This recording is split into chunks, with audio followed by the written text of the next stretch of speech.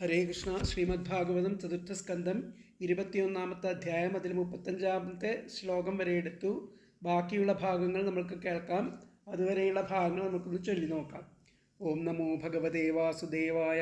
ശ്രീമദ് ഭാഗവതേ ചതുർത്ഥസ്കന്ധേ അധൈകവിംശോऽധ്യായഃ. മൈത്രേയ ഉവാച. മൗക്തികൈഃ കുസുമസ്രഗ്ഭിർദുകൂലൈഃ സ്വർണതോരണൈഃ മഹാസുരഭിർധൂപൈർമണ്ഡിതം തത്ര തത്ര വൈ ചന്ദനാഗുരുതോയാർദ്രരഥ്യാ ചത്വാരമാർഗവത് പുഷ്പാക്ഷതഫലൈസ്തോക്മൈർലാജൈരർച്ചിഭിരർച്ചിതം സവൃന്ദൈഃ കദളീസ്തംഭൈഃ പൂഗപോദൈഃ പരിഷ്കൃതം തരുപല്ലവമാലാഭിः സർവതഃ സമലം കൃതം പ്രജാസ്തം ദീപബലിഭിः സംഭൃതാശേഷമംഗളൈः അഭീയുർമൃഷ്ടകന്യാശ്ച മൃഷ്ടകുണ്ടലമണ്ഡിതാः ശംഖദുന്ദുഭിഘോഷേണ ബ്രഹ്മഘോഷേണ ചർത്വിജാം വിവേശഭവനം വീരः സ്തൂയമാനോ ഗതസ്മയः പൂജിതഃ പൂജയാമാസ തത്ര തത്ര മഹായശാः പൗരാഞ്ജാനപദാംസ്താൻ പ്രീതപ്രിയവരപ്രദഃ സ ഏവമാദീന്യനവദ്യചേഷ്ടിതഃ കർമാണി ഭൂയാംസി മഹാന്മഹത്തമഃ കുർവൻ ശശാസാവനിമണ്ഡലം യശഃ സ്ഫീതം നിധായാരുരുഹേ പരം പദം. സൂത ഉവാച. തദാദിരാജസ്യേശോ വിജൃംഭിതം ഗുണൈരശേഷൈർഗുണവത്സഭാജിതം ക്ഷത്താ മഹാഭാഗവതഃ സദസ്പതേ കൗശാരവിം പ്രാഹ ഗൃണന്തമർച്ചയൻ. വിതുര ഉവാച. സോഭിഷിക്തഃ പൃഥുർവിപ്രൈർലബ്ധാശേഷസുരാർഹണഃ ബിഭ്രൽസ വൈഷ്ണവം തേജോ ബാഹൂര്യാഭ്യാം ദുദോഹഗാം കോന്വസ്യ കീർത്തിം ന ശൃണോത്യഭിജ്ഞോ യദ്വിക്രമോച്ഛിഷ്ടമശേഷഭൂപാ ലോകാസ്തപാലാ ഉപജീവന്തി കാമമദ്യാപി തന്മേ വദ കർമ്മശുദ്ധം. മൈത്രേയ ഉവാച. ഗംഗായമുനയോർനദ്യോരന്തരാക്ഷേത്രമാവസൻ ആരബ്ധാനേവ ബുഭുജേ ഭോഗാൻ പുണ്യജിഹാസയാ സർവത്രാസ്ഖലിതാ ദേശസ്സപ്തദ്വീപേകദണ്ഡധൃക് അന്യത്ര ബ്രാഹ്മണകുലാദന്യത്രാച്യുതഗോത്രതഃ ഏകദാസീൻ മഹാസത്ര ദീക്ഷാ തത്ര ദിവൗകസാം സമാജോ ബ്രഹ്മർഷീണാം രാജർഷീണാം ച സത്തമാം തസ്മിന്നർഹൽസു സർവേഷു സ്വർച്ചിതേഷു യഥാർഹതഃ ഉത്ഥിതഃ സദസോ മധ്യേ താരാണാമുടുരാടിവ പ്രാംശുപീനായതഭുജോ ഗൗരക്കഞ്ചാരുണേക്ഷണഃ സുനാസസ്സു മുഖഃ സൗമ്യഃ പീനാം സസ്സു ദ്വിജസ്മിതഃ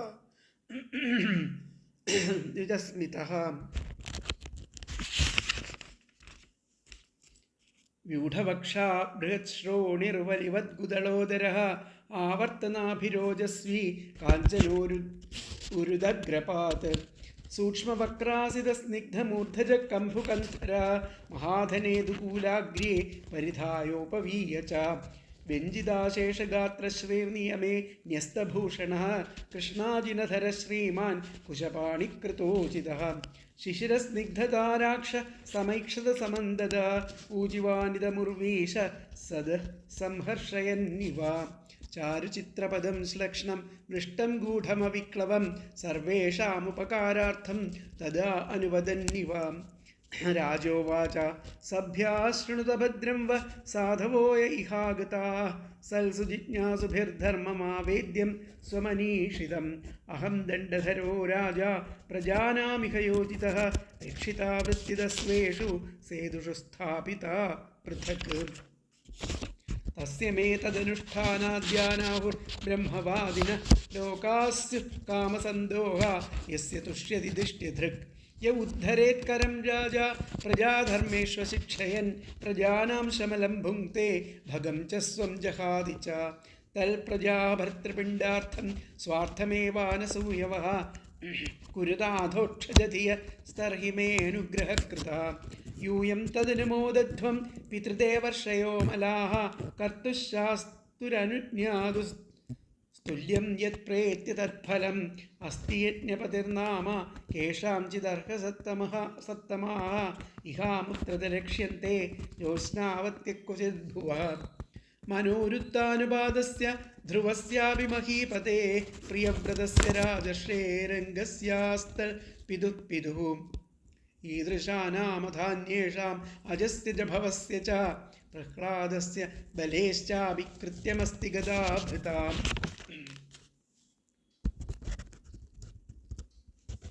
യത്പാദസേവാഭിരുചിസ്തപസ്വിനാമൻ അശേഷജന്മോപചിതം മലം ധിയഃ സദ്യക്ഷിണോത്യന്വഹമേധതി സതി യഥാ പദാങ്കുഷ്ഠവിനിസൃതാ സരിത് വിനിർധുതാശേഷമനോമല പുമാനസംഗവിജ്ഞാനവിശേഷവീര്യവാൻ യദംഘ്രിമൂലേ കൃതകേതന പുനർന സംസൃതിം ക്ലേശവഹാം പ്രപദ്യത്തെ തമേവ യൂയം ഭജതാത്മവൃത്തിഭിർ മനോഭജക്കായ ഗുണൈഃ സ്വകർമ്മഭിः കാമദുഃഖാഘ്രി പങ്കജം യദാ അധികാരാവസിതാർത്ഥസിദ്ധയഃ അസാവിഹാനേക ഗുണോ ഗുണോധ്വര പൃഥക് വിധക് ദ്രവ്യഗുണക്രിയോക്തിഭിः സമ്പദ്യത്തെ അർത്ഥാശയലിംഗനാമഭിർ വിശുദ്ധവിജ്ഞാനഘനസ്വരൂപതഃ പ്രധാനകാലാശയധർമ്മസംഗ്രഹേ ശരീരയേഷ പ്രതിപദ്യ ചേതനാം ക്രിയാഫലത്വേന വിഭുർവിഭാവ്യത്തെ യഥാനലോ ദാരുഷു തൽഗുണാത്മകഃ. ഇതാണ് കഴിഞ്ഞ തവണ എടുത്തത്.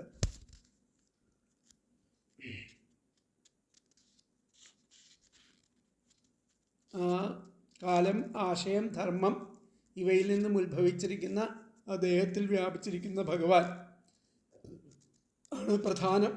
സാഹിത്യത്തിൽ പറയുന്ന പ്രധാനപ്പെട്ട ആ ഭഗവാൻ ആ ചേതനാരൂപത്തിൽ ജീവസ്വരൂപേണ ആ ശരീരത്തിൽ പ്രവേശിച്ചിട്ട് ഓരോ തരം വിറകിലും അഗ്നി വ്യത്യസ്ത തരത്തിൽ കത്തുന്നത് പോലെ അവനവൻ്റെ കർമ്മത്തിനനുസൃതമായിട്ട് ഫലത്തെ പ്രദാനം ചെയ്യുന്നു എന്ന് പറഞ്ഞു. അടുത്ത ശ്ലോകം നമുക്ക് നോക്കാം. 36-ാമത്തെ ശ്ലോകം. അഹോ മമാമീ വിതരന്ത്യനുഗ്രഹം ഹരിം ഗുരും യജ്ഞഭുജാമധീശ്വരം സ്വധർമ്മയോഗേന യജന്തി മാമകാ നിരന്തരം ക്ഷോണിതലേ ദൃഢവ്രതാ. അഹോ മമാമീ വിതരന്ത്യനുഗ്രഹം ഹരിം ഗുരും യജ്ഞഭുജാമധീശ്വരം സ്വധർമ്മയോഗേന യജന്തി മാമകാ നിരന്തരം ക്ഷോണിതലേ ദൃഢവ്രതാ.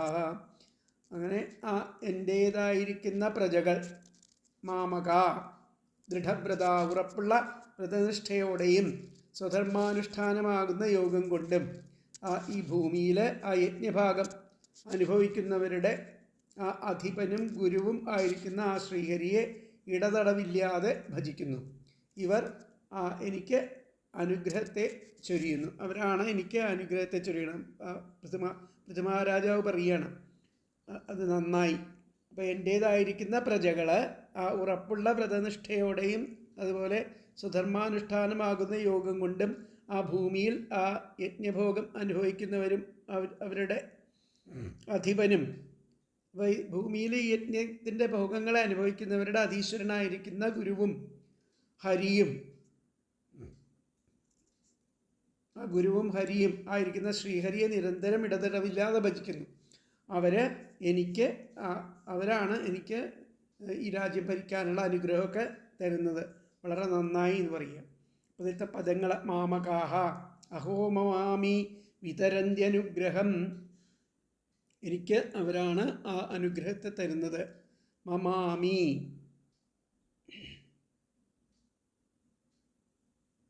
മമ അഹോ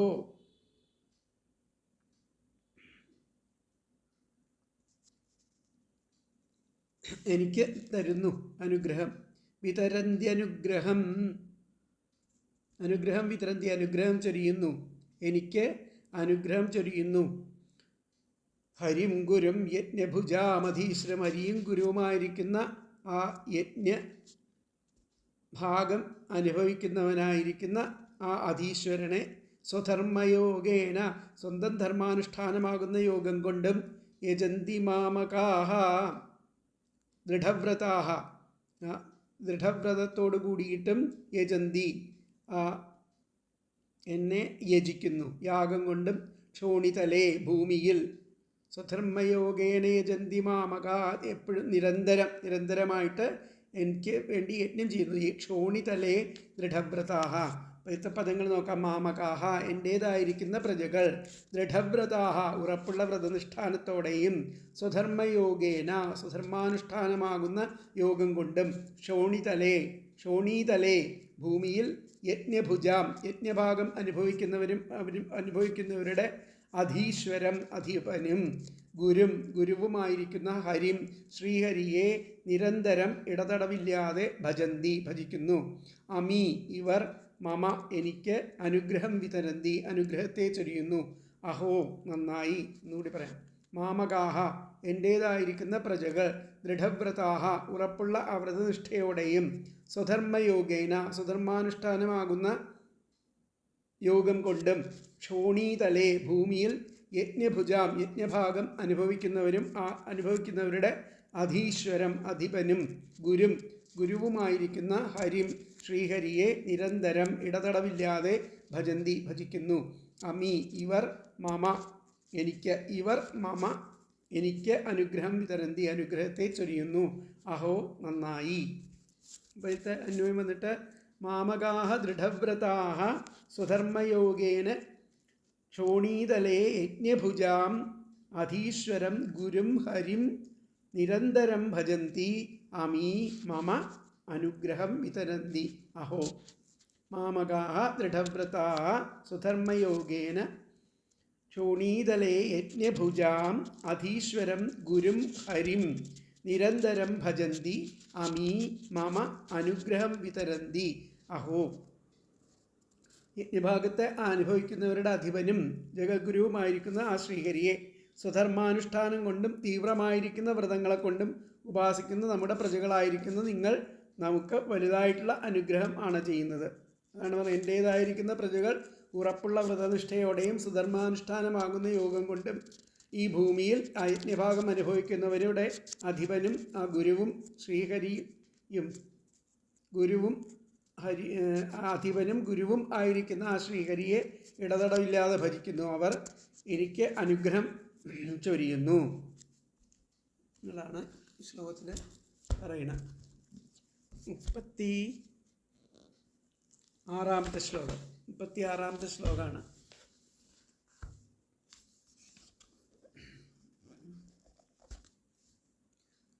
ഏതൊരു എൻ്റെ പ്രജകൾ ദൃഢസങ്കല്പത്തോടെ ആ ഭൂമിയിൽ സകല യജ്ഞഭുക്കുകൾക്കും നിയന്താതാവും പരമഗുരുവും ആയിരിക്കുന്ന ഭഗവാനെ സ്വധർമാനുഷ്ഠാനമാകുന്ന യോഗം കൊണ്ട് യജിക്കുന്നു.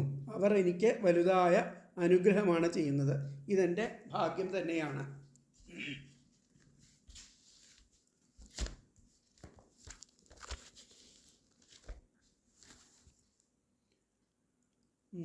അപ്പോൾ ഇവിടെ നമുക്ക് നോക്കാം. അപ്പോൾ ഇപ്രകാരം ആ പ്രജകളെ ഭജനമാർഗത്തിൽ ഉന്മുഖന്മാരായിരിക്കുവാനെ ഉപദേശിച്ച ശേഷം സ്വതേ തന്നെ ഈ വിധം ഭജിച്ചുകൊണ്ടിരിക്കുന്നവരെക്കുറിച്ച് അഭിനന്ദിച്ചുകൊണ്ട് പറയുന്നു. യാഗഭാഗങ്ങളെ സ്വീകരിച്ച് ഫലം നൽകുന്ന ഇന്ദ്രാദി ദേവന്മാരുടെയും അധീശനും സർവപൂജ്യനുമായിരിക്കുന്ന ശ്രീഹരിയെ ദൃഢമായ വ്രതത്തോടുകൂടെ സ്വധർമാനുഷ്ഠാന രൂപമായിരിക്കുന്ന യോഗത്താൽ ആർ പൂജിച്ചു കൊണ്ടിരിക്കുന്നുവോ എൻ്റെ ആ പ്രജകൾ എനിക്ക് ഭാഗ്യത്താൽ അനുഗ്രഹം നൽകുന്നവരാകുന്നു. അവരുടെ ആ കർമ്മത്തിൻ്റെ 1/6 ഫലം എനിക്ക് സിദ്ധിക്കുകയാണ് ചെയ്യുന്നത്. എന്നുകൂടി പറയും. ഇപ്രകാരം ആ പ്രജകളെ ആ ഭജനമാർഗത്തിൽ ഉന്മുഖരാക്കുവാൻ ആയിട്ട് ഉപദേശിച്ച ശേഷം സ്വതവേ തന്നെ ഈ വിധം ഭജിച്ചുകൊണ്ടിരിക്കുന്നവരെക്കുറിച്ച് അഭിനന്ദിച്ച് പറയുകയാണ് ഇവിടെ ചെയ്യുന്നത്. യാഗഭാഗങ്ങളെ സ്വീകരിച്ച് ഫലം നൽകുന്ന ഇന്ദ്രാദി ദേവന്മാരുടെയും അധീശനും സർവപൂജ്യനുമായിരിക്കുന്ന ശ്രീഹരിയെ ദൃഢമായ വ്രതത്തോടുകൂടെ സ്വധർമാനുഷ്ഠാന രൂപമായിരിക്കുന്ന യോഗത്താൽ ആർ പൂജിച്ചു കൊണ്ടിരിക്കുന്നുവോ എൻ്റെ ആ പ്രജകൾ എനിക്ക് ഭാഗ്യത്താൽ അനുഗ്രഹം നൽകുന്നവരാകുന്നു. അവരുടെ ആ കർമ്മത്തിൻ്റെ 1/6 ഫലം എനിക്ക് സിദ്ധിക്കുന്നതാകയാൽ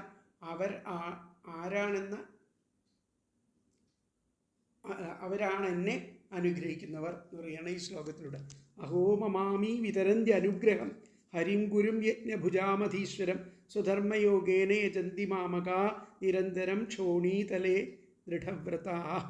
അപ്പോൾ ഇതിലത്തെ വ്യാഖ്യാനം നമുക്ക് നോക്കാം.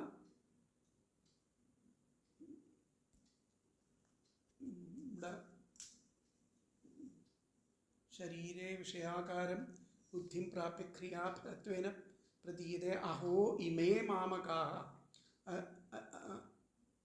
വളരെ ആശ്ചര്യം. ഇവരാണ് മാമകാഹ, എനിക്ക് നിരന്തരം ഭൂതലേ, ഈ ഭൂതലത്തിൽ ഹരിം യജന്തി, നിരന്തരമായിട്ട് ഭൂതലത്തിൽ ഹരിയെ യജിച്ചുകൊണ്ടിരിക്കുന്ന ഇവരാണ് എനിക്ക്. അഹോ ഇമേ മാമകാഹ നിരന്തരം ഭൂതലേ ഹരിം യജന്തി തേ മമാനുഗ്രഹം. അങ്ങനെ അവർ ഭജിക്കുന്നതോട് കൊണ്ട് എനിക്ക് അനുഗ്രഹം സിദ്ധിക്കണം. കുറുവൈതി, ഒന്നുകൂടി പറയാം. അഹോ ഇമേ മാമകാഹ, അല്ലയോ ഇവരാണ് എൻ്റെ ഈ ഭൂതലത്തിൽ.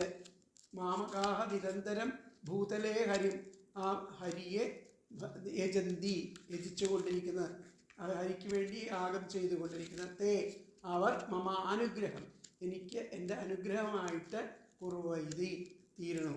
അവർ എനിക്ക് അനുഗ്രഹം ചെയ്യുന്നു എന്നർത്ഥം. അഹോ ഇമേ മാമകാഹ നിരന്തരം ഭൂതലേ ഹരിം യജന്തി തേ മമ അനുഗ്രഹം കുറുവന്തി. അല്ല, കുറുവൈതി, കുറുവന്തി അല്ല, കുറുവൈതി എന്നുള്ളതാണ് ഇതിലത്തെ വ്യാഖ്യാനം. അപ്പം അടുത്ത ശ്ലോകം നോക്കാം, 37. മാ ജാതു തേജപ്രഭവേൻ മഹർദ്ദിഭി സ്ഥിതിക്ഷയാ തപസാ വിദ്യയാ ച ദേദീപ്യമാനേ ജിതദേവതാനാം കുലേ സ്വയം രാജകുലാൽ ദ്വിജാനാം.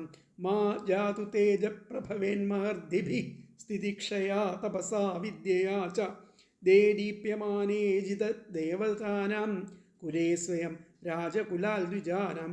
രാജകുലത്തിൽ നിന്നും ഉണ്ടായവർക്ക് സമൃദ്ധിയുടെ ഫലമായിട്ട് തേജസ് ഉണ്ടാകുന്നു. മാ ജാതു തേജപ്രഭവേൻ മഹർദിഭി സ്ഥിതിക്ഷയാ, ക്ഷമ, തപസ്, ജ്ഞാനം ഇവ കൊണ്ട് താനേ ജ്വലിക്കുന്ന ആ ബ്രാഹ്മണരുടെയും ആ ശ്രീഹരിയെ സർവേശ്വരനായിട്ട് ആശ്രയിച്ചവരുടെയും ഇടയിൽ ഒരിക്കലും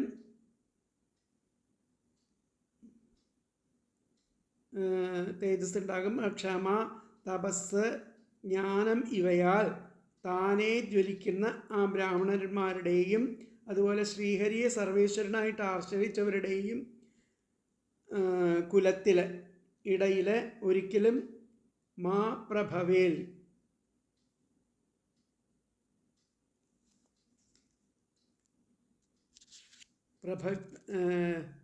പ്രയോഗിക്കരുത് എന്നുള്ളതാണ് പറഞ്ഞിരിക്കുന്നത്. അപ്പോൾ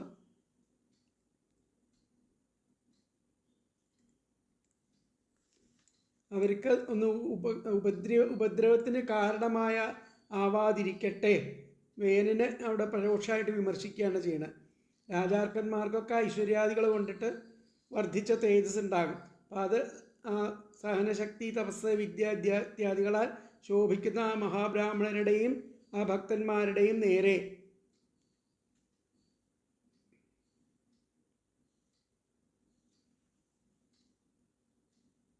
പ്രയോഗിച്ചിട്ട് അവർക്ക് ഉപദ്രവത്തിന് കാരണമായി തീരാതിരിക്കട്ടെ.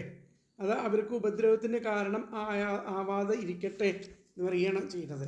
മാ ജാതു തേജപ്രഭവൻ മഹർദിഭി സ്ഥിതിക്ഷയാ തപസാ വിദ്യയാ ച ദേദീപ്യമാനേ ജിതദേവതാനാം കുലേ സ്വയം രാജകുലാൽ ദ്വിജാനാം. രാജകുലാൽ, ആ രാജകുലത്തിൽ നിന്ന് ഉണ്ടായവർക്ക് മഹർദിഭി, ആ സമൃദ്ധിയുടെ ഫലമായിട്ട് തേജസ് ഉണ്ടാകുന്നു.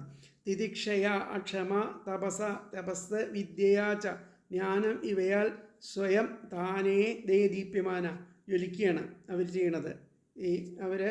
ഈ രാജകുലത്തിലൊക്കെ ജനിച്ചവർക്ക് ആ ക്ഷമ, തിതിക്ഷ, ക്ഷമ, തപസ്, ജ്ഞാനം ഇവ കൊണ്ടൊക്കെ അവർ താനെ ജ്വലിക്കുന്ന അവർ ആ ബ്രാഹ്മണരുടെയും ശ്രീഹരിയെ സർവേശ്വരനായിട്ട് ആശ്രയിച്ചവരുടെയും കുലത്തെ ഒരിക്കലും അവർ ദ്രോഹിക്കരുത് എന്നുള്ളതാണ്. ആ പ്രഭവേ, അവരെ ദ്രോഹിക്കരുത് എന്നുള്ളതാണ് അവിടെ വരുന്നത്. ഇപ്പം രാജകുലത്തിൽ നിന്നുണ്ടായവർക്ക് മഹർദിഭി സമൃദ്ധിയുടെ ഫലമായിട്ട് തേജസ് ഉണ്ടാകും. തിതിക്ഷയ ക്ഷമ, തപസ തപസ്, വിദ്യയാ ച ജ്ഞാനം ഇവയാൽ സ്വയം താനേ അവരെ ജ്വലിക്കുന്നു. ദേദീപ്യമാനഃ ജ്വലിക്കുന്ന അല്ല, ഇത് ബ്രാഹ്മണരുടെ ഇതായിട്ടാണ് പറയണത്. ക്ഷമ, തപസ്, ജ്ഞാനം ഇവയാൽ താനേ ജ്വലിക്കുന്ന ബ്രാഹ്മണർ. ആ ബ്രാഹ്മണരുടെ ഇടയിൽ ബ്രാഹ്മണരുടെയും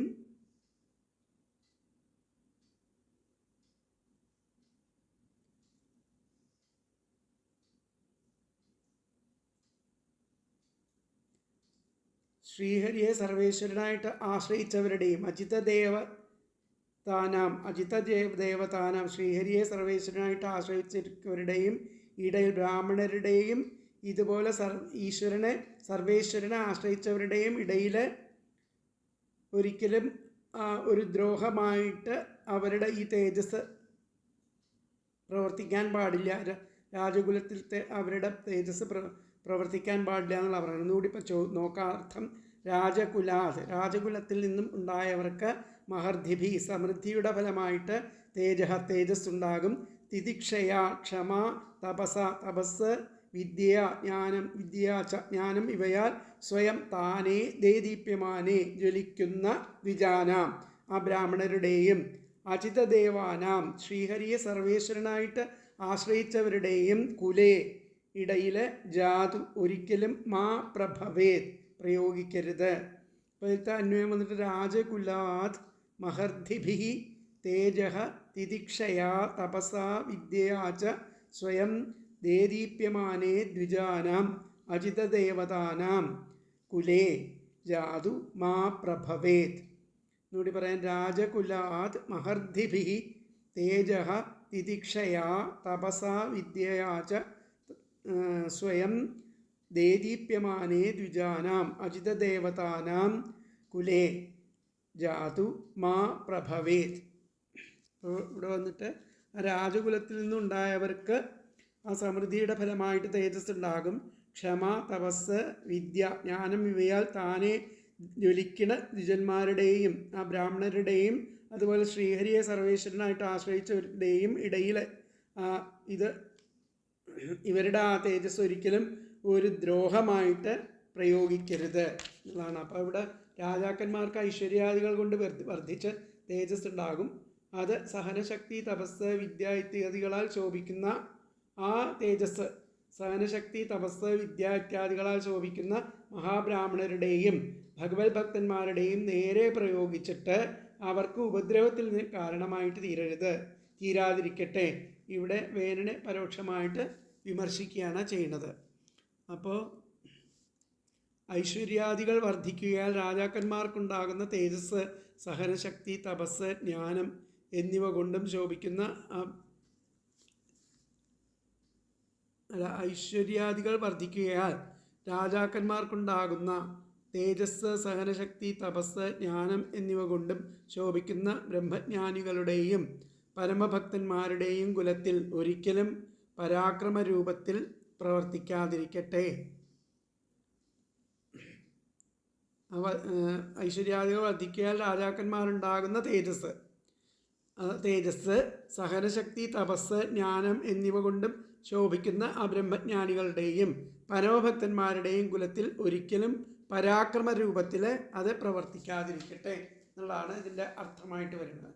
അപ്പോൾ ഭഗവത് ഭക്തിയെ മേൽപ്പറഞ്ഞ വിധം പ്രജകളിൽ ഉറപ്പിച്ച ശേഷം ഭഗവത് ഭജനമാർഗത്തെ ഉപദേശിക്കുന്ന ബ്രാഹ്മണരിലും ഭക്തന്മാരിലും ഭക്തിയുള്ളവരായിരിക്കണം എന്ന് ഉപദേശിക്കും. ഐശ്വര്യാദി കാലത്തും ബ്രാഹ്മണരെയും ഭഗവത് ഭക്തന്മാരെയും ഉപദ്രവിക്കുന്നതിനായി വരാതിരിക്കണം. അവരിൽ രാജാക്കന്മാർ ആജ്ഞയെ പ്രവേശിപ്പിക്കുന്നത് കുലനാശത്തിന് കാരണമായി തീരും. അവർക്കുള്ള പ്രഭാവം സ്വതേ അവരെ രക്ഷിക്കുന്നതിനും ലോകത്തെ അനുഗ്രഹിക്കുന്നതിനും അതിക്രമിക്കുന്നവരെ നശിപ്പിക്കുന്നതിനും പര്യാപ്തമാകുന്നു. അവർക്കിങ്ങനെ പ്രഭാവം സിദ്ധിക്കുന്നുവെന്ന് ശങ്കിക്കേണ്ട. പരന്മാർ ചെയ്യുന്ന പരിഭവത്തെ സഹിക്കുന്നതിനുള്ള ശക്തി ആയിരിക്കുന്ന തിതിക്ഷ, ബ്രഹ്മചര്യം, വ്രതാനുഷ്ഠാനം, ഉപവാസം മുതലായ തപസ് മന്ത്രജപം, സ്തോത്രം മുതലായ വിദ്യ എന്നിവയാൽ മഹത്തായ പ്രഭാവം സ്വതവേ ആ ബ്രാഹ്മണരിൽ അവരിൽ ഗൂഢമായിട്ടുണ്ട്. അതിനാൽ ആ ഭഗവത് ഭക്തന്മാരിലും ബ്രാഹ്മണന്മാരിലും രാജാക്കന്മാർ വിനീതന്മാരായിരിക്കണം, പ്രജകൾ വിനീതന്മാരായിരിക്കണം എന്ന് വേറെ പറയേണ്ടതില്ലല്ലോ. ഇവരുടെ ഇടയിൽ രാജാവ് ഒരു ഉപദ്രവകാരിയും പരാക്രമകാരിയുമൊന്നും ആവരുത് വേനൻ്റെ പോലെ എന്നുള്ളതാണ് ഇവിടെ പറയുന്നത്. അതാണ് ഈ ശ്ലോകത്തിൻ്റെ അർത്ഥം. അപ്പോൾ ഇതിലത്തെ വ്യാഖ്യാനം നോക്കാം നമുക്ക്. വ്യാഖ്യാനത്തിൽ അഥ ബ്രാഹ്മണഭക്തിം വിധത്തെ, അതുകൊണ്ട് ബ്രാഹ്മണഭക്തിയെ വിധത്തെ ഉണ്ടായിരിക്കണം. മഹാസമൃദ്ധിമത് രാജകുലസ്യ തേജോ, മഹത്തായിരിക്കുന്ന സമൃദ്ധി കൊണ്ട് രാജകുലത്തിനുണ്ടാവുന്ന തേജസ് ബ്രഹ്മകുലേ പ്രഭാവം എന്ന് കരുതു. ബ്രാഹ്മണകുലത്തിൽ അതിൻ്റെ പ്രഭാവത്തെ ചെയ്യരുത് എന്നുള്ളതാണ് പറയുന്നത്. കരോതു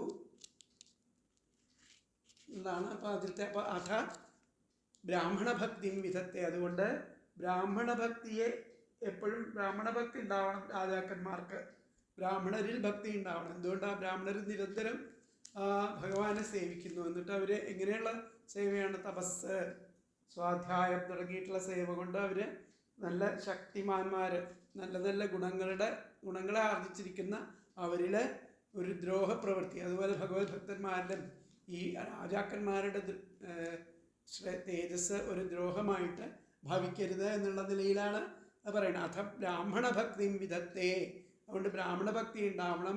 മഹത് സമൃദ്ധിമത് രാജകുലസ്യ തേജോ, ആ മഹത്തായിരിക്കുന്ന സമൃദ്ധി കൊണ്ട് ആ രാജകുലത്തിലുണ്ടാകുന്ന തേജസ് അത് ബ്രഹ്മകുലേ പ്രഭാവം നകരോതു, ബ്രഹ്മകുലത്തിന് അതിൽ ഒരു പ്രഭാവം ഉണ്ടാവരുത് കരോതു എന്നാണ് പറഞ്ഞത്. അപ്പോൾ അഥ ബ്രാഹ്മണഭക്തിം വിധത്തെ മഹത് സമൃദ്ധിമത് രാജകുലസ്യ തേജോ ബ്രഹ്മകുലേ പ്രഭാവം ന കരോതു എന്നുള്ളതാണ് ആ ശ്ലോകത്തിൽ പറയുന്നത്. അപ്പോൾ അടുത്ത ശ്ലോകം നമുക്ക് നോക്കാം.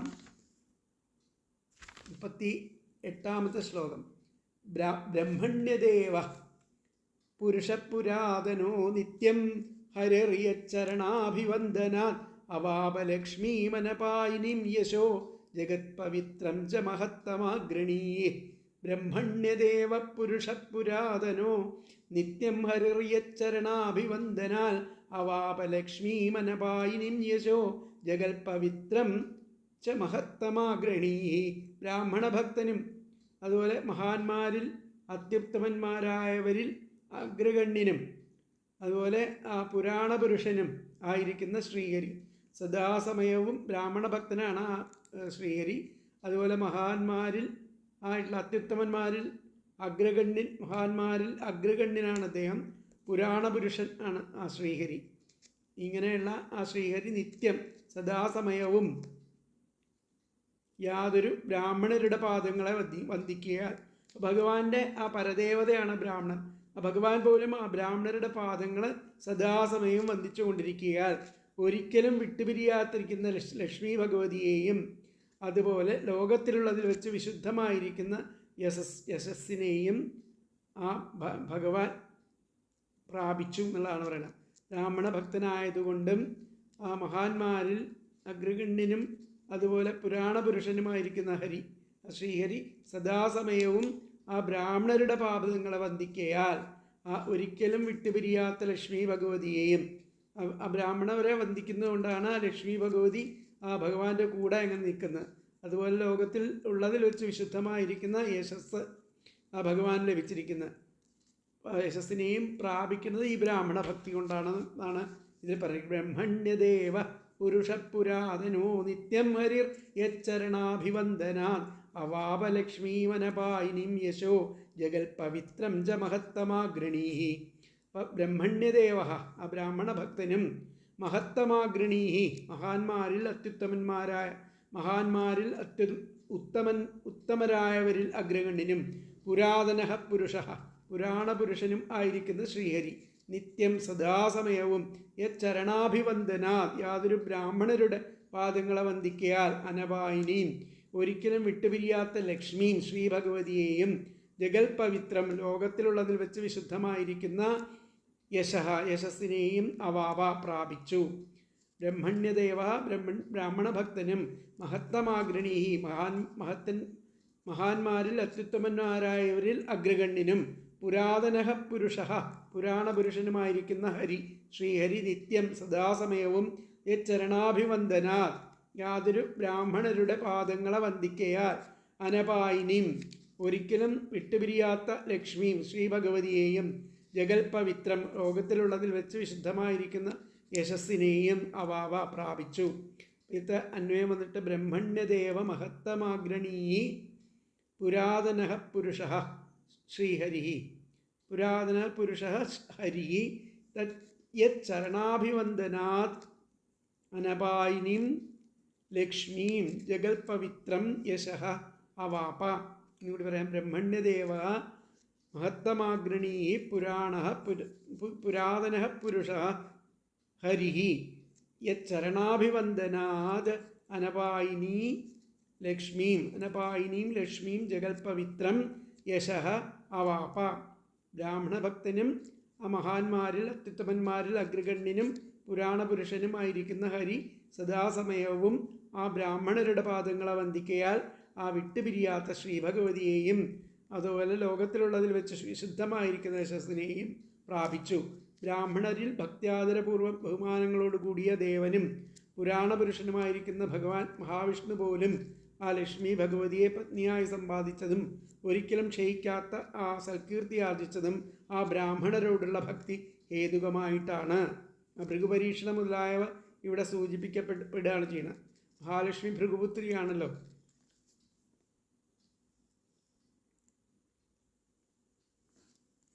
അപ്പോൾ മഹാത്മാക്കളിൽ അഗ്രഗണ്യനും ബ്രഹ്മജ്ഞാനികളെ സേവിക്കുന്നവനും പുരാണപുരുഷനും ആയിരിക്കുന്ന ഭഗവാൻ പോലും യാതൊരു ബ്രഹ്മജ്ഞകുലത്തിൻ്റെ പാദസേവയാൽ ഒരിക്കലും നശിക്കാത്ത ശ്രീയും പുണ്യയശസ്സും പ്രാപിച്ചു. ആ ബ്രഹ്മജ്ഞാനികളുടെ കുലം സേവിക്കപ്പെടട്ടെ എന്നാണ് ഇതിൻ്റെ അർത്ഥം വരുന്നത്. അപ്പോൾ ഇവിടെ അന്യാപേക്ഷ കൂടാതെ എപ്പോഴും ആ വിളങ്ങിക്കൊണ്ടിരിക്കുന്ന ആ സർവാന്തര്യാമിയായിരിക്കുന്ന സർവേശ്വരൻ ആ ബ്രാഹ്മണ സേവകന്മാരുടെ സർവാഭിഷ്ടങ്ങളെയും നൽകുവാൻ തക്ക വിധം പ്രസാദിക്കുന്നു. ഭഗവാന് ബ്രാഹ്മണർ അത്രത്തോളം പ്രിയമുള്ളവരാകുന്നു. ഭഗവത് പ്രീതിക്കായിട്ട് കർമ്മം ചെയ്യുവാൻ ഒരുങ്ങിയിരിക്കുന്ന വിനയികളായിരിക്കുന്ന ഭഗവാന്മാർ ഭഗവാൻ സേവിച്ചു വന്ന ആ ബ്രാഹ്മണകുലത്തെ തന്നെ സർവാത്മന ഭജിക്കണം പറയണം. ബ്രാഹ്മണകുലത്തെ ഭജിച്ചാൽ ആണ് ഈ ഐശ്വര്യവും ഇതൊക്കെ ഉണ്ടായിത്തീരുന്നത് എന്നുള്ളതാണ് ഈ ശ്ലോകത്തിൽ പറഞ്ഞിരിക്കുന്നത്. അപ്പോൾ അതുകൊണ്ട് അതിലത്തെ വ്യാഖ്യാനം ഹരിർയച്ചരണാഭിവന്ദന, ആ ഹരിയുടെ ആ ചരണങ്ങളെ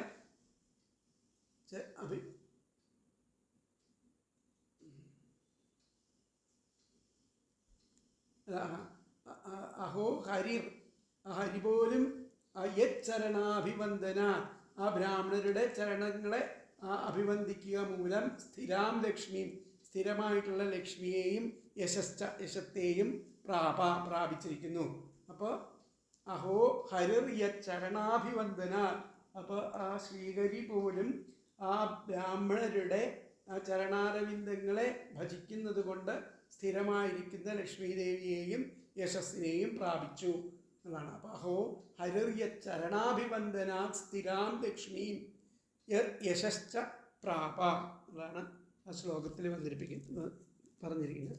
അപ്പോൾ അടുത്ത ശ്ലോകം യത് സേവയാശേഷഗുഹാശയ സ്വരാട് വിപ്രപ്രിയസ്തുഷ്യതി കാമമീശ്വര തദേവ തദ്ധർമ്മപരൈർവിനീതൈ സർവാത്മന ബ്രഹ്മകുലം നിഷേവ്യതാം. യത് സേവയാശേഷഗുഹാശയസ്വരാട് വിപ്രപ്രിയസ്തുഷ്യതി കാമമീശ്വര തദേവ തദ്ധർമ്മപരൈർവിനീതൈ സർവാത്മന ബ്രഹ്മകുലം നിഷേവ്യതാം. അപ്പോൾ ആ സർവപ്രാണികളുടെയും ആ ഹൃദയാന്തർഭാഗത്ത് കുടികൊള്ളുന്നവനും സ്വയം പ്രകാശകനും ആ ബ്രാഹ്മണപ്രിയനും ആയിരിക്കുന്ന ഭഗവാൻ ഏറ്റവും യാതൊരു ഉപാസനയ സന്തോഷിക്കുന്നു, ഏറ്റവും കുറഞ്ഞ ഒരു ഉപാസനയാൽ സന്തോഷിക്കുന്നുവോ ആ ഭഗവത് ധർമ്മപരന്മാരാൽ വിനയാന്വിതനായിട്ട്, അങ്ങനെയുള്ള ആ ഭഗവൻ ഭക്തന്മാരാൽ വിനയാന്വിതനായിട്ട് എല്ലാവിധത്തിലും ആ മഹാബ്രാഹ്മണ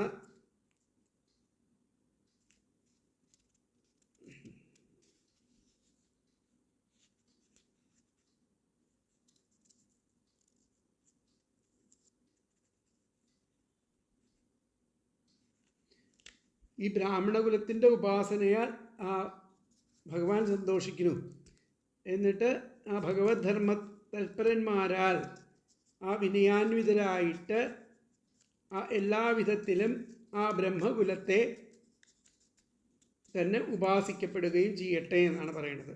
അപ്പോൾ അശേഷ ഗുഹാശേഷ, സർവപ്രാണികളുടെയും ഹൃദയാന്തർഭാഗത്തിൽ കുടികൊള്ളുന്നവൻ, അതാണ് അശേഷ ഗുഹാശേഷ, സർവപ്രാണികളുടെയും ഹൃദയാന്തർഭാഗത്തിൽ കുടികൊള്ളുന്നവനും, സ്വരാട് സ്വയം പ്രകാശിക്കുന്നവനും, വിപ്രപ്രിയ ബ്രാഹ്മണപ്രിയനുമായിരിക്കുന്ന ഈശ്വര ആ ഭഗവാൻ, കാമം ഏറ്റവും യൽ സേവയ, കാമം യൽ സേവയ ഏതൊരു ഉപാസനയാൽ തുഷ്യതി സന്തോഷിക്കുന്നുവോ, ഇങ്ങനെയുള്ള ഭഗവാൻ ഏതൊരു ഉപാസനയാൽ സന്തോഷിക്കുന്നു, അവരുടെ ഈ ബ്രാഹ്മണരുടെ ഏതൊരു ചെറിയ ഉപാസനയാൽ സന്തോഷിക്കുന്നുവോ, തദ്ധർമ്മപരേഹി ആ ഭഗവത് ധർമ്മപരന്മാരാൽ, അങ്ങനെയുള്ള ആ ബ്രാഹ്മണരാൽ വിനീതഹി വിനയാന്വിതരായിട്ട് സർവാത്മന എല്ലാവിധത്തിലും തദ് ബ്രഹ്മകുലമേവ ആ മഹാബ്രാഹ്മണകുലത്തെ തന്നെ നിഷേവിതം ഉപാസിക്കപ്പെടട്ടെ എന്നാണ് പറയുന്നത്. അപ്പോൾ ഒന്നുകൂടി പറയാം. അശേഷ ഗുഹാശേഷ, സർവപ്രാണികളുടെയും ഹൃദയാന്തർഭാഗത്തിൽ കുടികൊള്ളുന്നവനും, സ്വരാട് സ്വയം പ്രകാശിക്കുന്നവനും, വിപ്രപ്രിയ ബ്രാഹ്മണപ്രിയനും ആയിരിക്കുന്ന ഈശ്വര ഭഗവാൻ, കാമം ഏറ്റവും യത് സേവയാ യാതൊരു ഉപാസനയാൽ തുഷ്യതി സന്തോഷിക്കുന്നുവോ, തദ്ധർമ്മപരൈഹി ആ ഭഗവത് ധർമ്മതൽപരന്മാരാൽ, വിനീതൈഹി വിനയാന്വിതരായിട്ട്, സർവാത്മന എല്ലാവിധത്തിലും, തദ് ബ്രഹ്മകുലം ഏവ ആ മഹാബ്രാഹ്മണകുലം തന്നെ നിഷേവിതം ഉപാസിക്കപ്പെടട്ടെ. അതായത് സർവചരാചരങ്ങളിലും അന്തര്യാമിയായിട്ട് വർത്തിക്കുന്നവനും സ്വയം പ്രകാശിക്കുന്നവനും ബ്രാഹ്മണപ്രിയനുമായിരിക്കുന്ന മഹാവിഷ്ണു യാതൊന്നിൻ്റെ ഉപാസനയാൽ നന്നായി പ്രസാദിക്കുന്നുവോ ആ ബ്രാഹ്മണ വംശത്തെ എപ്പോഴും ആശ്രയിച്ചാലും, ബ്രാഹ്മണകുലത്തെ നമ്മളും ബാക്കിയുള്ളവരും ആശ്രയിക്കണമെന്നർത്ഥം. പൃഥുവിൻ്റെ ഇപ്രകാരമുള്ള വാക്യങ്ങൾ, അപ്പോൾ പൃഥുവാണത് പറയണ എല്ലാവരോടും ആ ബ്രാഹ്മണകുലത്തെ ആശ്രയിച്ചിട്ട് ആ ഭഗവാനെ നിരന്തരം സേവിക്കണം എന്നുള്ളതാണ് പറയുക. ഇപ്രകാരമുള്ള വാക്യങ്ങൾ ഒരു പ്രത്യേക ലക്ഷ്യം വെച്ചുകൊണ്ടാണ് ഇതെല്ലാം തൻ്റെ നയപ്രഖ്യാപനങ്ങളാണ്. ആ വേനൻ ജനങ്ങളെ ബ്രാഹ്മണ വിമുഖരും മറ്റുമാക്കിയതിനാൽ അവരെ ഉദ്ധരിക്കേണ്ടതുണ്ടല്ലോ എന്നുള്ള നിലയ്ക്ക് അങ്ങനെ പറയുന്നതാണ്. വൈന്യസ്തതസ്താനുവാച ദേവാനുഷി പുരോഗമാൻ ബ്രാഹ്മണാഃ മേ മഹാഭാഗാഃ നമസ്യാഃ പുരുഷർഷഭാഃ. ഭാരതത്തിൽ പറയുന്നുണ്ട്, വൈന്യസ്തതസ്താനുവാച ദേവാനുഷി പുരോഗമാൻ ബ്രാഹ്മണാഃ മേ മഹാഭാഗാഃ നമസ്യാഃ പുരുഷർഷഭാഃ. ആ ബ്രാഹ്മണ ഭക്തി അവിടെ ശ്ലാഘിക്കപ്പെടുകയാണ് ചെയ്യുന്നത്. അപ്പോൾ സർവചരാചരങ്ങളിലും അന്തര്യാമിയായിരിക്കുന്നവനും അതുപോലെ സ്വയം പ്രകാശിക്കുന്നവനും ബ്രാഹ്മണപ്രിയനുമായിരിക്കുന്ന മഹാവിഷ്ണു യാതൊന്നിൻ്റെ ഉപാസനയാൽ നന്നായി പ്രസാദിക്കുന്നുവോ ആ ബ്രാഹ്മണ വംശത്തെ എപ്പോഴും ആശ്രയിച്ചാലും. പൃഥുവിൻ്റെ ഇപ്രകാരമുള്ള വാക്യങ്ങൾ ഒരു പ്രത്യേക ലക്ഷ്യം വെച്ചുകൊണ്ടാണ്. ഇതെല്ലാം തൻ്റെ ആ നയപ്രഖ്യാപനങ്ങളാണ്. അതായത് വേനൻ ജനങ്ങളെ ബ്രാഹ്മണ വിമുഖരും മറ്റുമാക്കിയതിനാൽ അവരെ ഉദ്ധരിക്കേണ്ടതുണ്ട്. അതിനു വേണ്ടിയിട്ടാണ് ഇങ്ങനെ അദ്ദേഹം ഉപദേശിച്ചത്. അപ്പോൾ സർവാന്തര്യാമിയും അതുപോലെ സ്വയം പ്രകാശകനും ബ്രഹ്മജ്ഞ ഭക്തനും ആയിരിക്കുന്ന ഭഗവാൻ യാതൊന്നിൻ്റെ സേവയാൽ ഏറെ സന്തുഷ്ടനായിത്തീരുന്നു. ആ ഭഗവാന്റെ ലോകസംഗ്രഹരൂപമായ ധർമ്മത്തിൽ തൽപരരും വിനീതരുമായിട്ടുള്ള ജനങ്ങൾ ആ ബ്രഹ്മജ്ഞകുലം സർവാത്മന സേവിക്കപ്പെടട്ടെ, അങ്ങനെയുള്ള ആ ബ്രാഹ്മണകുലത്തെ സേവിക്കപ്പെടട്ടെ എന്നുള്ളതാണ് ഇതിൽ പറഞ്ഞിരിക്കുന്നത്. അപ്പോൾ നമുക്ക് നോക്കാം. അഗ്നിയേക്കാൾ ശ്രേഷ്ഠമാണ് ആ ബ്രാഹ്മണ മുഖം എന്നുള്ള തത്വത്തെ ഇവിടെ അറിഞ്ഞിരിക്കുന്നവർ ശ്രദ്ധയോടുകൂടെ ആ ബ്രാഹ്മണ മുഖത്തിൽ ദേവതാനാമധേയങ്ങളെ സങ്കല്പിച്ചുകൊണ്ട് ഹോമിക്കുന്ന ആ ഭക്ഷ്യഭോജ്യാദി രൂപമായിരിക്കുന്ന ഹവിസ്സിന് ഭഗവാൻ ഏതുവിധം സ്വീകരിക്കുന്നുവോ? ചേതനാരഹിതമായിരിക്കുന്ന അഗ്നിയിൽ ഹോമിക്കുന്ന ആദ്യാദി പദാർത്ഥങ്ങളെ ആ വിധം സ്വീകരിക്കുന്നില്ല. എന്തുകൊണ്ടെന്നാൽ ഇവിടെ പുരാണപുരുഷനായിരിക്കുന്ന ഭഗവാനും നിത്യവും ആ ബ്രാഹ്മണരെ ആരാധിക്കുന്നവനും അവരെ തൻ്റെ ഈശ്വരൻ എന്ന പോലെ കരുതി ഭജിക്കുന്നവനും ആയിരിക്കുന്നതിൻ്റെ ഫലമായിട്ട് അഭക്തന്മാരുടെ സർവ്വസന്താപത്തെയും തീർക്കുവാനുള്ള ശക്തി സിദ്ധിച്ചിരിക്കുന്നു. അപ്പോൾ ലോകത്തിൻ്റെ പാപങ്ങളെ തീർത്ത് പരിശുദ്ധമാക്കുന്നതിന് സമർത്ഥമായിരിക്കുന്ന യശസ് ഭഗവാൻ ഉണ്ടായിരിക്കുന്നു. മറ്റെല്ലാവരും ഒരു കടാക്ഷത്തിനായിട്ട് പ്രാർത്ഥിക്കുന്ന ലക്ഷ്മി ദേവി വിട്ടുപിരിയാതെ ഭഗവാനിൽ വസിക്കുന്നു. എന്നോട് പറയാം, പുരാണപുരുഷനായിരിക്കുന്ന ഭഗവാനും നിത്യവും ബ്രാഹ്മണരെ ആരാധിക്കുന്നവനും അഥവാ അവരെ തൻ്റെ ഈശ്വരനെ എന്ന പോലെ കരുതി ഭജിക്കുന്നവനും ആയിരിക്കുന്നതിൻ്റെ ആ ഫലമായിട്ട് അഭക്തന്മാരുടെ സർവ്വസന്താപത്തെയും തീർക്കുവാനുള്ള ശക്തി സിദ്ധിച്ചിരിക്കുന്നു. അങ്ങനെ ലോകത്തിൻ്റെ പാപങ്ങളെ തീർത്ത് അപരിശുദ്ധം ആക്കുന്നതിന് സമർത്ഥമായിരിക്കുന്ന യശസ് ഭഗവാൻ ഉണ്ടായിരിക്കുന്നു. മറ്റെല്ലാവരും ഒരു കടാക്ഷത്തിനായി പ്രാർത്ഥിക്കുന്ന ലക്ഷ്മി ദേവി വിട്ടുപിരിയാതെ ഭഗവാനിൽ വസിക്കുന്നു. അപ്പോൾ അന്യാപേക്ഷ കൂടാതെ എപ്പോഴും വിളങ്ങിക്കൊണ്ടിരിക്കുന്ന ആ സർവാന്തര്യാമി ആയിരിക്കുന്ന സർവേശ്വരൻ, അന്യാപേക്ഷ കൂടാതെ എപ്പോഴും വിളങ്ങിക്കൊണ്ടിരിക്കുന്ന സർവാന്തര്യാമിയായിരിക്കുന്ന ആ സർവേശ്വരൻ ബ്രാഹ്മണ സേവകന്മാരുടെ സർവാഭിഷ്ടങ്ങളെയും നൽകുവാൻ തക്കവിധം പ്രസാദിക്കുന്നു. അപ്പോൾ ഭഗവാന് ബ്രാഹ്മണർ അത്രത്തോളം പ്രിയപ്പെട്ടവരാകുന്നു. ഭഗവത് പ്രീതിക്കായിട്ട് കർമ്മം ചെയ്യുവാൻ ഒരുങ്ങിയിരിക്കുന്ന വിനയികളായിരിക്കുന്ന ഭഗവാൻ സേവിച്ചു എന്ന ആ ബ്രാഹ്മണ കുലത്തെ തന്നെ സർവാത്മന ഭഗവാൻ സേവിച്ചു വന്ന ആ ബ്രാഹ്മണ കുലത്തെ തന്നെ. അപ്പോൾ ഈ ഭഗവത് ഭക്തന്മാരും ഈ ബ്രാഹ്മണ കുലത്തെ തന്നെ സർവാത്മന ഭജിക്കണം എന്നുള്ളതാണ് ഈ ശ്ലോകത്തിൽ പറഞ്ഞിരിക്കുന്നത്. അപ്പോൾ നമുക്ക് നോക്കാം. യശശ്ച പ്രാവ വിപ്രസേവയാ, ആ ബ്രാഹ്മണ സേവ കൊണ്ട് ഹരിസ്തുഷ്യതി, ഹരി തോഷിക്കുന്നു. അതസ്തദേവ, അതുകൊണ്ട് ആ ബ്രഹ്മകുലത്തെ നിഷേവിതാം, ബ്രഹ്മകുലത്തെ സേവിക്കപ്പെടണം. അതാണ് പറഞ്ഞത്. വിപ്രസേവയാ ഹരിസ്തുഷ്യതി, ആ വിപ്രസേവ കൊണ്ട് ഹരി തോഷിക്കുന്നു. അതസ്തദേവ, അതുകൊണ്ട് എല്ലാവരും ആ ബ്രാഹ്മണകുലത്തെ നിഷേവ്യതാം, സേവിക്കണം. വിപ്രസേവയാ ഹരിസ്തുഷ്യതി അതസ്തദേവ ബ്രഹ്മകുലം നിഷേവ്യതാം എന്നതാണ് ആ ശ്ലോകത്തിൻ്റെ അർത്ഥം വരുന്നത്, വ്യാഖ്യാനം വരുന്നത്. അപ്പോൾ അടുത്ത് നോക്കാം, എന്താണ് ഈ ബ്രാഹ്മണരെ ഭജിച്ചാലുള്ള ഗുണം. പുമാൻ ലഭേദാൻ അതിവേലമാത്മന പ്രസീദത്തോത്യ അന്തശമം സ്വതസ്വയം യന്നിത്യസംബന്ധ നിഷേവയാ തതഃപരം കിമത്രാസ്തി മുഖം ഹവിർഭുജാം. പുമാൻ ലഭേദാൻ അതിവേലമാത്മന പ്രസീദത്തോത്യന്തശമം സ്വതസ്വയം യന്നിത്യസംബന്ധ നിഷേവയാ തതഃ പരം കിമത്രാസ്തി മുഖം ഹവിർഭുജാം.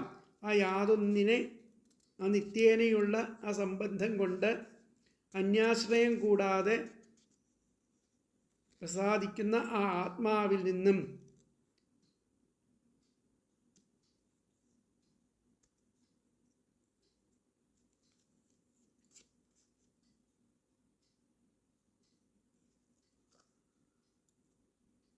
ആ മനുഷ്യൻ കാലതാമസം കൂടാതെ വർദ്ധിച്ച ശാന്തിയെ സ്വയമേവ പ്രാപിക്കുന്നു. പിന്നെ ആ യജ്ഞഭാഗം അനുഭവിക്കുന്നവരുടെ കാര്യം പറയാനുണ്ട്. മുഖം കിം അസ്തി പുമാൻ ലഭേദാൻ അതിവേലമാത്മന, ആ പുരുഷനെ ലഭിക്കുന്നു.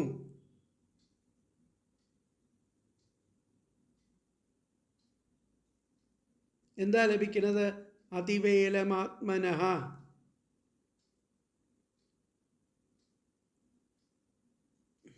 ആത്മാവിൽ ആ പുമാൻ, ആ മനുഷ്യൻ കാലം താമസമെന്യേ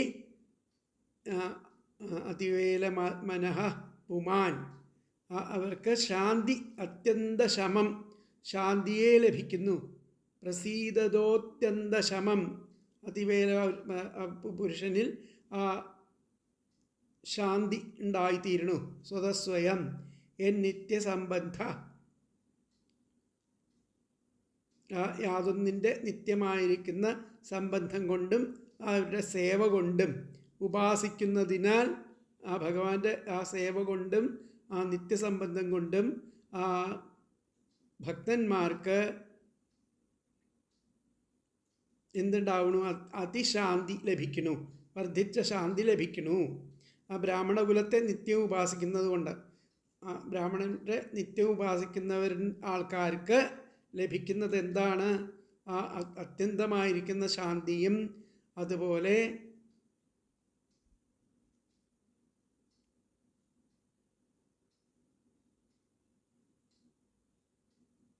ശാന്തിയെ പ്രാപിക്കണു.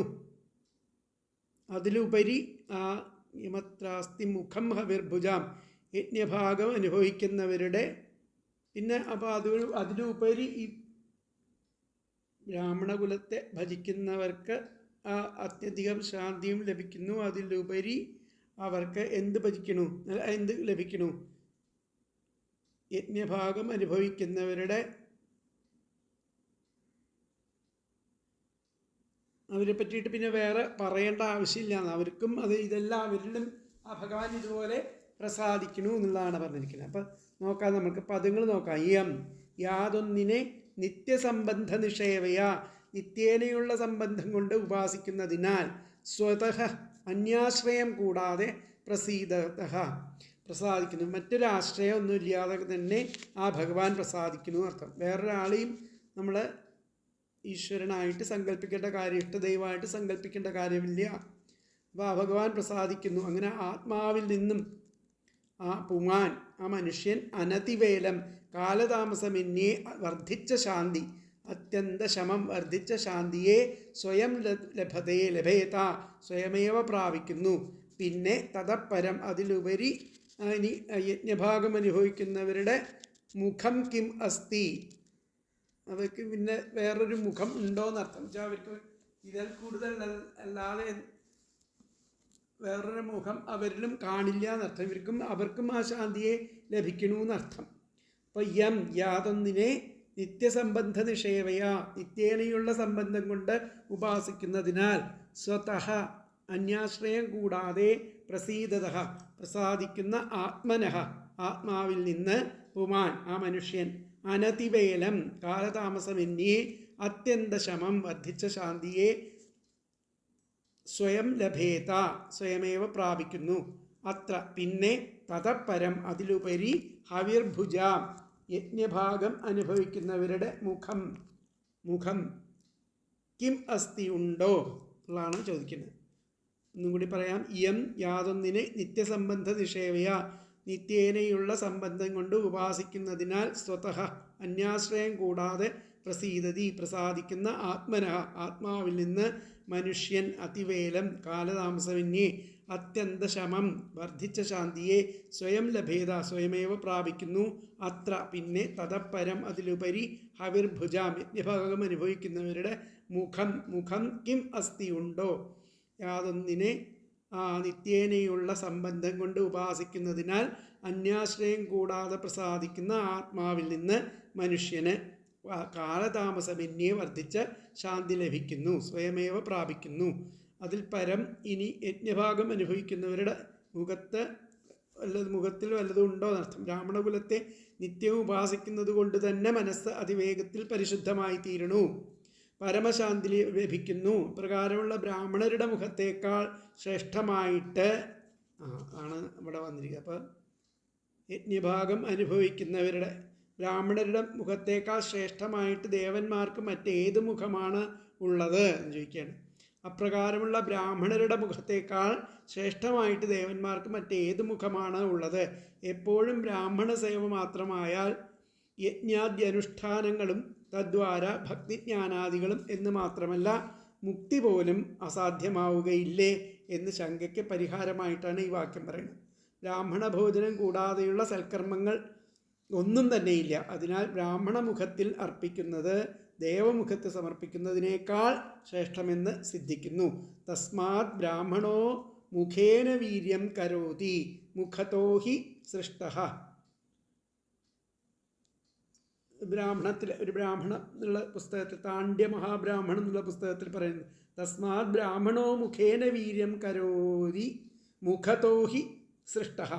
ബ്രാഹ്മണൻ വിരാട് പുരുഷൻ്റെ മുഖം തന്നെയാണെന്ന് പുരുഷ സൂക്തത്തിൽ പറയുന്നത്. ബ്രാഹ്മണോസ്യ മുഖമാസീത് ബ്രാഹ്മണേഭ്യ പരം ഭൂതം നോത്പന്നപൂർവം ദീപ്യമാനോഗ്നൗ ജുഹോതി യോ ബ്രാഹ്മണമുഖേ ജുഹോതീതി കൃത്വാ ബ്രവീമി ഭൂതസർഗഃ കൃതോ ബ്രഹ്മണാ ഭൂതാനി ച പ്രതിഷ്ഠാപ്യ ത്രൈലോക്യം ധാര്യത ഇത മന്ത്രവാദോപി ഭവതി. മഹാഭാരതം ശാന്തിപർവത്തിൽ പറയുന്നുണ്ട്, ബ്രാഹ്മണേഭ്യ പരംഭൂതം നോത്പന്നപൂർവം ദീപ്യമാനോഗ്നൗ ജുഹോതി യോ ബ്രാഹ്മണമുഖേ ജുഹോതീതി കൃത്വാ ബ്രവീതി ഭൂതസർഗഃ കൃതോ ബ്രഹ്മണാ ഭൂതാനി ച പ്രതിഷ്ഠാപ്യ ത്രൈലോക്യം ധാര്യത ഇത മന്ത്രവാദോപി ഭവതി. ബ്രാഹ്മണരുടെ ആ ബ്രാഹ്മണ്യത്തിൻ്റെ ശ്രേഷ്ഠതയെ പ്രതിപാദിക്കുന്ന ഭാഗങ്ങൾ ഇങ്ങനെ പല പുസ്തകങ്ങളിലും ഇതിനെ പറ്റിയിട്ട് വിവരിച്ചിട്ടുണ്ട് എന്നുള്ളതാണ് തെളിയുന്നത്. അപ്പോൾ ഇവിടെ വന്നിട്ട് യാതൊന്ന് നിത്യവും സമീപിച്ചിട്ട് സേവിക്കുന്നത് കൊണ്ട് മറ്റൊന്നും കൂടാതെ തന്നെ അതിവേഗത്തിൽ പരിശുദ്ധമായിരിക്കുന്ന മനസ്സിൽ ആ സ്വയം പരമശാന്തി ലഭിക്കുന്നു. ആ ബ്രാഹ്മണ മുഖത്തേക്കാൾ ഉത്കൃഷ്ടമായിട്ട് ദേവന്മാർക്ക് മറ്റേത് മുഖമാണ് ഉള്ളത്?